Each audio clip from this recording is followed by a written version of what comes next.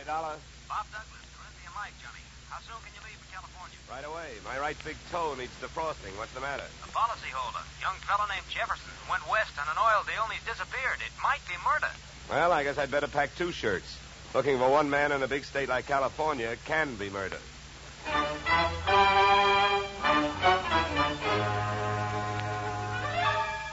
Edmond O'Brien in the transcribed adventure of the man with the action-packed expense account.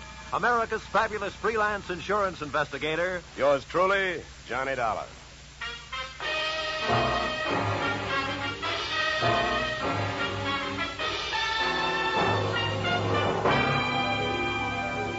Expense account submitted by Special Investigator Johnny Dollar to Great Corinthian Life Insurance Company, Hartford, Connecticut. The following is an accounting of my expenditures during process of search for your missing policyholder, youthful millionaire Alec Jefferson, or how they were drilling for oil, or what they struck was me. Expense account item 1, $186.13. Airfare, Hartford to Los Angeles. Item 2, $15. Hire car, airport to office of Rebel Wildcatters Incorporated on potential oil land in the New Hall, Saugus district. I arrived at 9:30 a.m. A handful of dirt dentists were hard at it, drilling at a rig not 30 feet from the shack-type office. Better stand by, driver. My man may not be here.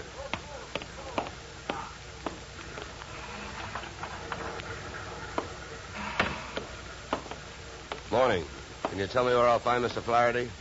You're talking to him. I'm Mars Flaherty. What can I do for you? My name is Johnny Dollar, Mr. Flaherty. Yeah? I've been sent out here by the Corinthian Life Insurance Company to see if I can get a track on your partner, Alec Jefferson. I see. Well, it's their money you're spending, Dollar, so I don't care much if you waste it. But if you don't mind my saying so, I do think you're going to be wasting your time. Well, I get paid by the day. Then I guess you don't mind wasting time. Oh, look, don't get the idea I'm just naturally pessimistic. I'm not. It's just that I've already done a lot of looking for young Jefferson, and when that bird flew to coop, he didn't leave a feather you could trace him by. Well, do you have any objection to giving me a few details? No. Sit down. Not at all. Thank you. To save time, maybe I'd better tell you what I already know. Well, it can't be much. It isn't. I suppose you realize Corinthian Life is the administrator of Jefferson's father's estate. Yeah. I know that. Well, having charge of the money, they naturally know that young Jefferson financed this operation. That's right. His money, my experience. The only thing we needed was a little more luck. Well, there you have it. That's all I've got. What can you tell me? That whatever young Alexander got, he was asking for. For a guy built like a cream puff, he got mighty strong around here. Around an oil field, that isn't healthy even for a big guy. You know? How do you mean he got strong? Too much money, too much opinion. That mixed up with too many other men's women can mean trouble for anybody. Any particular women? Too many. Mind telling me who they are? No. Matter of fact, I got a list right here. Yeah, you can have it. I already tried it. Just one more thing. Yeah? How and when did he drop out of sight? A week ago last night. Yeah, he left here at 5 o'clock for his apartment on the Sunset Strip in Hollywood. He never got there. I checked that, too. Here. Give me that paper back for a minute. I'll write down the address. Thanks. Well, I'll be around.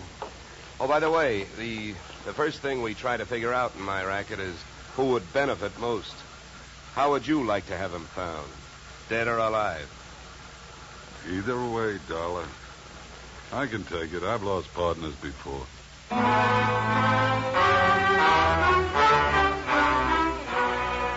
spent the next 20 minutes on a long shot, thinking I could pick up some information from the drillers. But it was a long shot that missed. Those guys wouldn't have told me it was a nice day. The outdoor life having got me nowhere, I decided to give the indoor type a try. First stop, Jefferson's apartment on the Sunset Strip. The lock was foolproof, but I wasn't fooling.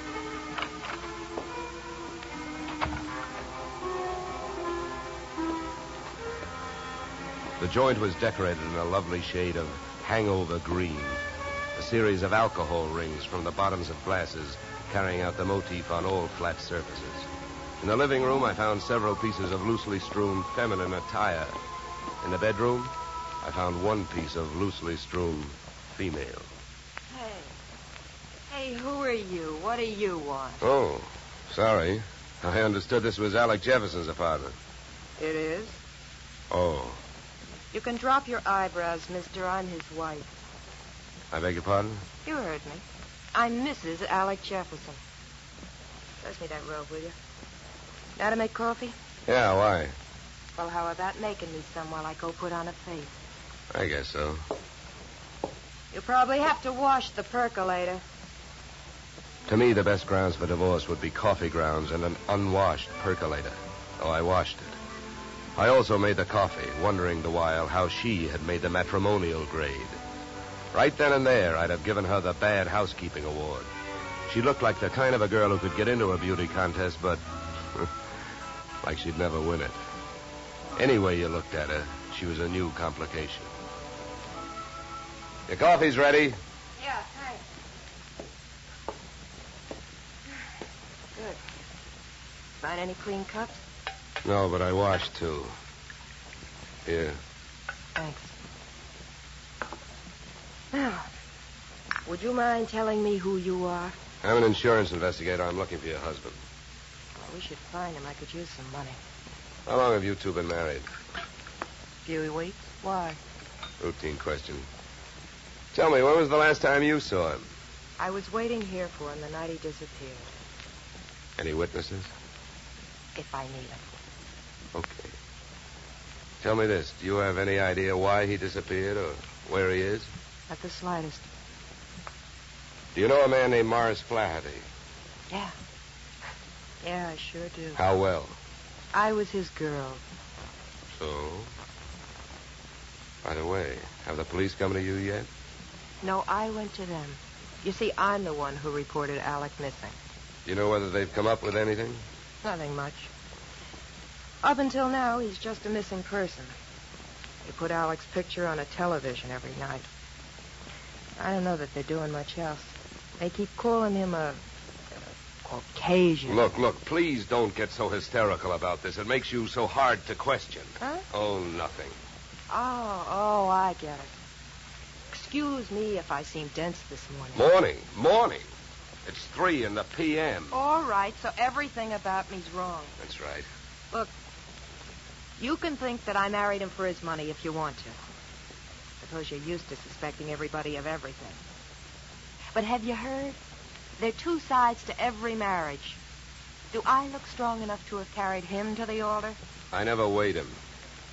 But answer me this. If he swept you off your feet, why did he pull a fade out in the middle of the honeymoon? What should I know? Maybe he'd never seen a dame without makeup on before and had to go someplace to think it out. I wonder if there's anything to eat. I'm hungry. Look, I think I'd better be going. I'm not much of a cook.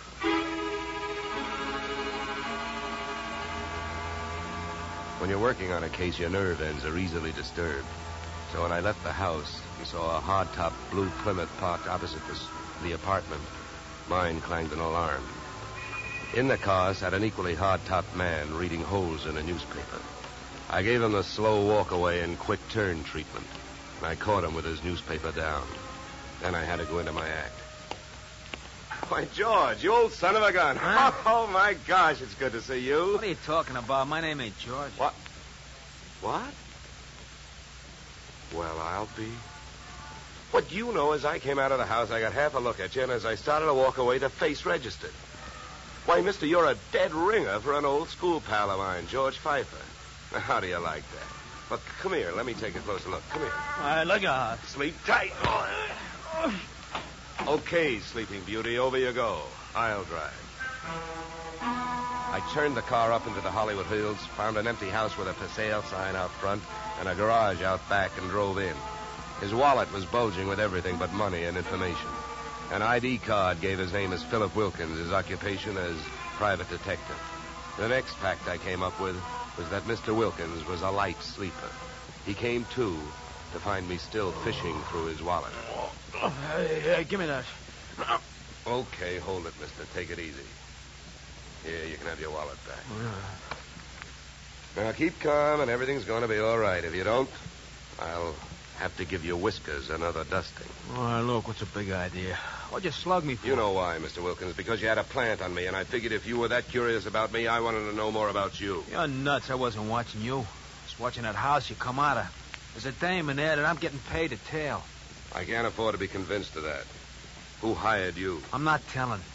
You or anybody else, Mr. Dollar. Oh, word travels fast. First you tell me you're not watching me, then you also tell me you know who I am. So what? Is that illegal? You went to see the dame that I'm watching. I was told you'd probably be around, and you was. You'll be in my report. If you're healthy enough to make it. What were you really doing with that stakeout? Were you watching the apartment, waiting for somebody to show up? Do you really have a tail on Mrs. Jefferson? Or did you follow me in from the oil fields? Why should I follow you? Maybe you and I got the same approach to this case. You found him yet? No, but it's still early. Who else is interested in finding Jefferson? Well, I hear he's quite a playboy. Maybe one of his playmates wants him served with breach of promise papers.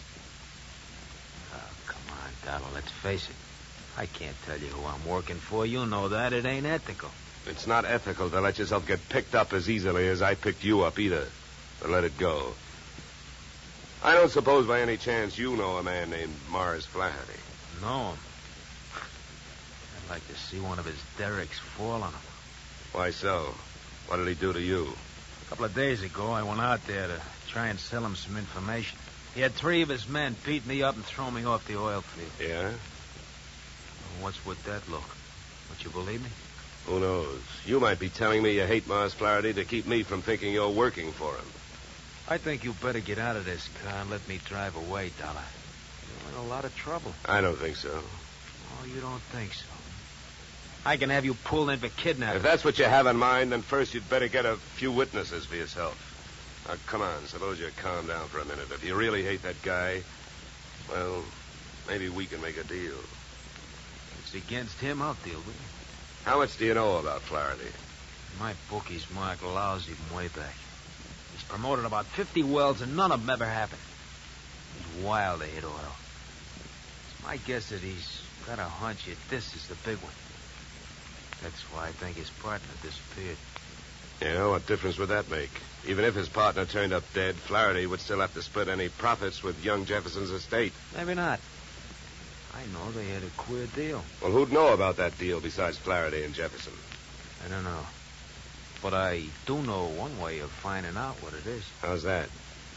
Flaherty keeps all his papers in the safe in his office. I've even got the combination. I'll give it to you. You keep it. Wilkins, I still don't know who you're trying to get even with, Flaherty or me. So what I'm going to do is give you half a break. Then I'll only be taking half a chance. Yeah, then why don't you want the combination to the safe? I don't need it. You're going to open that safe. Because you're going out there with me. Tonight.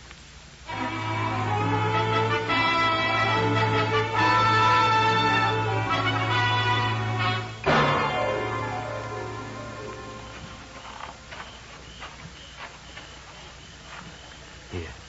This window. Okay. Now, here. You handle the glass cutter. Right. Now, look. Here's what we do. I'll wet this suction cup. Get a grip on the glass, eh? Now, you cut around the outside edge, and I'll lift the paint out in one piece. Lesson number 1, straight from the burglar's handbook.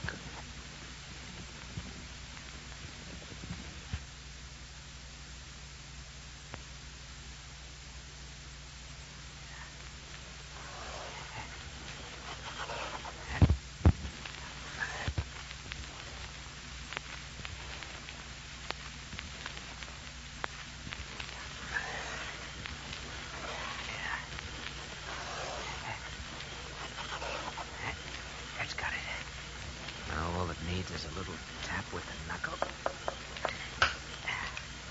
That's it. Okay.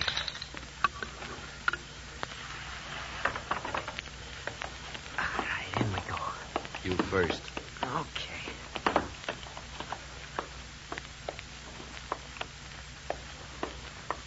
safe is over here. Get your fingers over that flashlight. For all I know, you might still turn out to be the local Paul Revere. Yeah, that's right. I might. Here. You hold the light. Thanks, I will. Go on, get to work. All right. I'm as anxious to get this over with as you are. Give me a little more light, will you? Okay.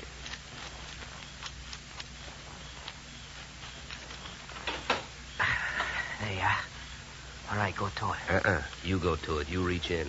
And if your hand comes up with anything heavier than papers, I'll cream your skull. Will you stop your worrying? Here. Nothing here. Nothing. No. All right, you got him, that's all. Stay down there. I don't want to walk off with anybody's government bonds. Here. I got all I want. We'll put these back. All right. Now, close it up.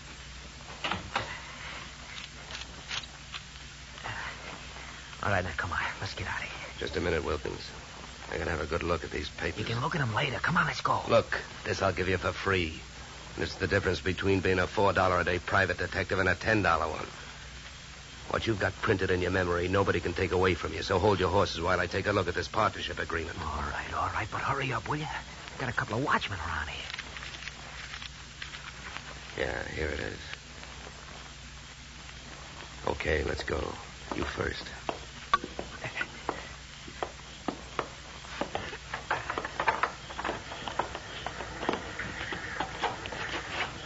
Okay, back to the car. Make it fast and easy.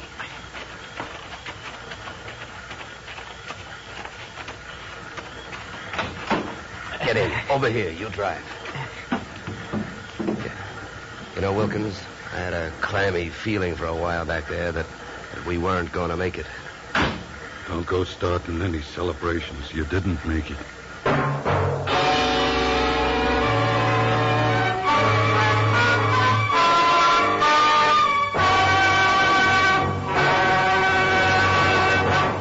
In just a moment, we will return to the second act of Yours Truly, Johnny Dollar. But first, and Young Truly, Johnny Dollar to Bing, Gary Cooper, and Young Gary this Wednesday. Now we return to Yours Truly, Johnny Dollar, starring Edmond O'Brien.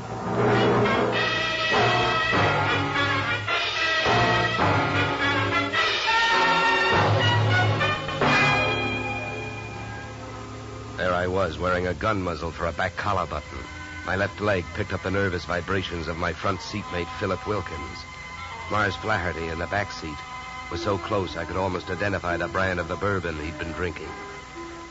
I suppose you got what you went into the office after, huh? I not only got it, I memorized it, and it makes you look bad. Yeah, then I don't have to explain to you why I don't want you two guys or the paper running around town on the loose. Well, it's a corporate paper. That means it's on file somewhere. So what difference does it make? Start the car. Where are we going? To my house. Go ahead, get going. Okay, Wilkins, you better roll. What's at your house? The reason that paper makes a difference right now. The guy you came here looking for showed up. Alec Jefferson, where is he? He's where we're going. My place. Well, then I guess maybe my employers have got nothing to worry about. Nothing but paying off on his life insurance. Alec Jefferson's dead.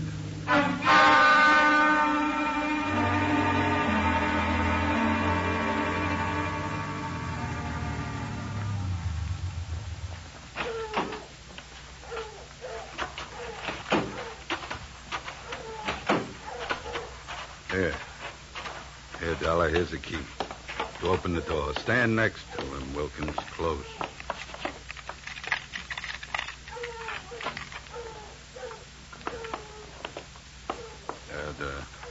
The light switch is on your right. There's your boy, Dollar. Died young, didn't he? Yeah, the thing is, it looks like he died in my house. Now, what do I do now? If you're putting on an innocent act, you're doing pretty good, Flaherty. How's the rest of it going? Look, I've been around killings before, so I know how the rest of it goes. The cops take one look at this, they grab me, and before that happens, I got some work to do. So have I been around killings before. And I know how the rest of your story goes. You came into your house and you found him. Somebody hit Jefferson over the head with that piece of firewood to get rid of him and make you look guilty. You're being framed. The next chapter reads you've got 8 witnesses to prove you were at a church social at the probable time of death. That's the way I wish it read, but I haven't got any witnesses. I've been on the loose out in the hills ever since I saw you this morning. Oh, yeah? What are you, a nature lover? An oil man. In my racket, you never stop sniffing. When I came back and found him here, I headed it for the office. I wanted that paper you got out of the way for the time being.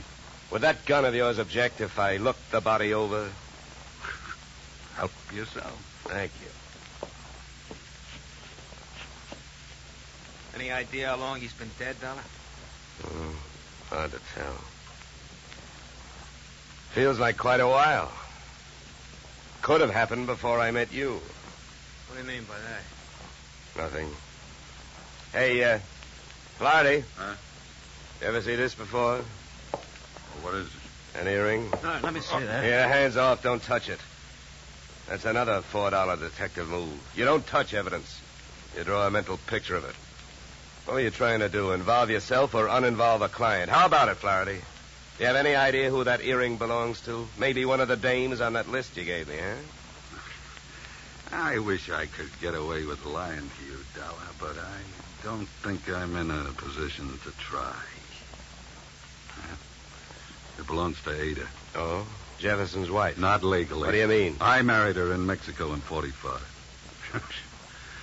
She must have liked the scenery. She took Jefferson down there and went through a ceremony with him 2 weeks ago. Without divorcing you? That's right. You guys really turned out to be partners. Now, how about that earring?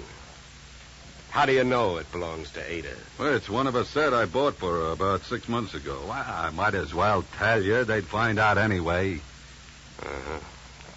Well, I don't suppose you're in the mood to let me do what I want to do. What's that? Call the police? No, not yet. Well, I'll tell you one thing.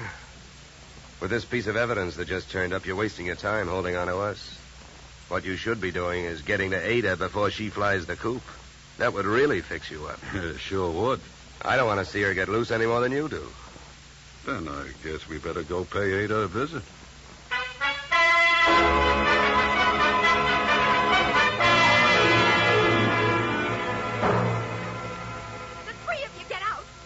All you got is one lousy earring, and if you think I'm going to stand here and listen to you try to pin a murder on me, you're nuts. Mars never bought me anything. He never gave me any earrings. How about it, Flaherty? That's too bad, Ada. If I thought there was a chance to help you, I would. But your earring was laying right there on the floor next to his body. Why, you oily monster, you. What are you trying to do to me? Why, if anybody had reason to kill Alec, you did, you miserable thief. Now, wait a minute, Ada. Don't make yourself look worse by throwing a lot of accusations around. I know about the contract between Alec and Mars.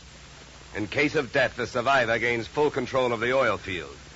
But a good piece of evidence will beat out a good piece of motive in any court in the country, and you've got both working against you. Get out of here. You don't know what you're talking about. I think I do.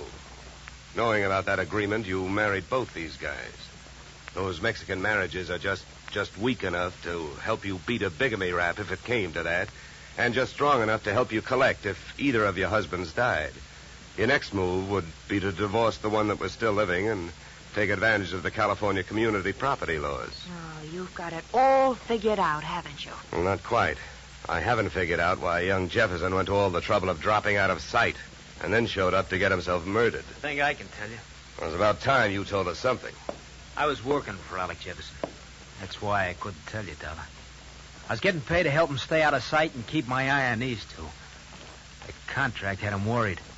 But when I uncovered the bigamy and told him about it, he decided to go to Flaherty and try and straighten it out, man-to-man basis. You know that, Ada? No. I don't know anything about anything. That's a lie. I was with him this morning when he called you. He told you he was going out there. You had plenty of time to get out there and wait for him. You can't get away with it. You can't prove anything. Now get out of here! Not before Never mind the gun, Flaherty. I got it. No, let me go. Hey, none of that. Around you go. That's better. Yeah, much better. Now, come on, Angel, across the room. Well, Flaherty, don't you think I'd better call the police now? I'm afraid there's nothing else to do. Okay, then you hold her. You get your hands off me, you dirty puppy! No! Get me police, operator. My name is Dollar. I'm calling from apartment 3C, Horizon View Apartments, Sunset Strip. I've got a murderer here for you. It's out in Newhall, but that can wait. Well, dead bodies usually do, but you never can tell about a killer. Well, that's it. You got a good tight hold on her, Flaherty? Yeah, I can handle it. Good. Then handle this. Are you nuts? What'd you do that for? I wanted to keep him on ice till the police get here. Mars Flaherty is our boy. What? Come here, Ada. What is it? Wilkins, take a look at her ears. What? I don't see nothing wrong with them. Well, that's just it. That earring we found near the body, it was made for a pierced ear. Ada's aren't. She never could have worn it.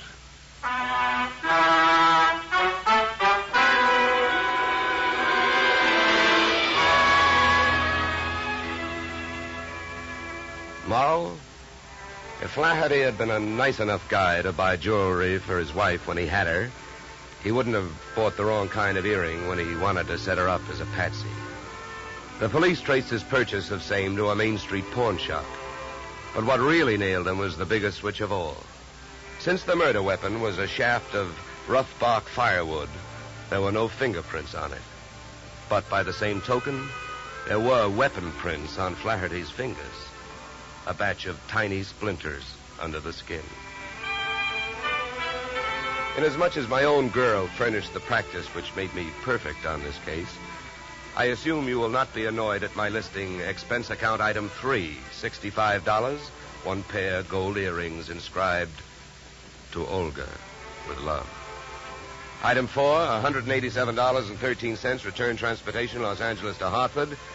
Expense account total, $711, signed yours, truly, Johnny Dollar.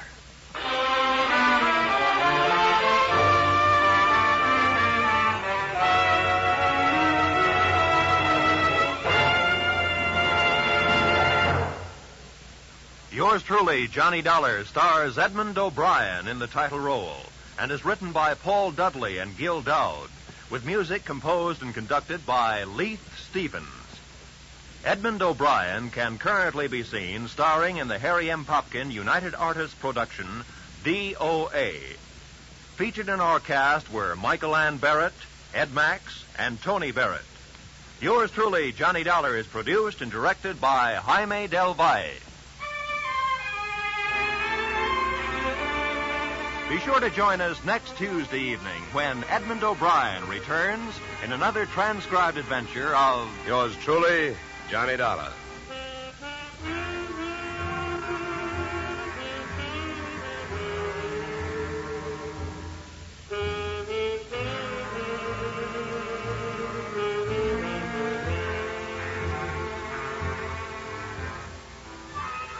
Blizzards in the western states, floods in Texas, hurricanes in Florida, tornadoes in Louisiana.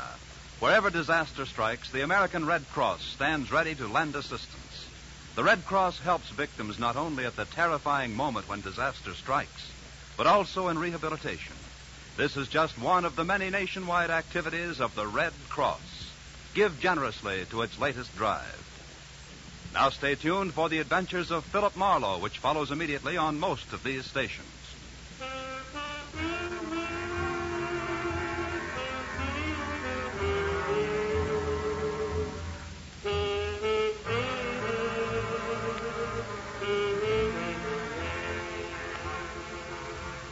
This is CBS, where yours truly, Johnny Dollar, meets adventure next Tuesday night, the Columbia Broadcasting System.